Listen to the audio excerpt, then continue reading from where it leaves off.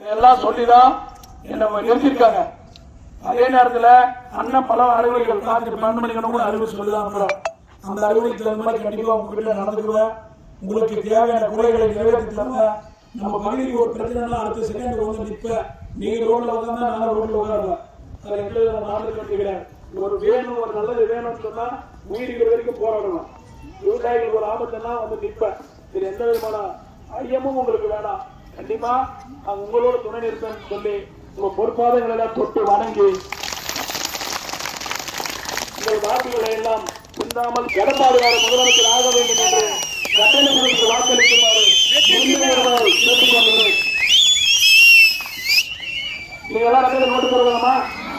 ஆமா, முக்கியமான சமாச்சாரம் சொல்லாம விட்டுறோமா?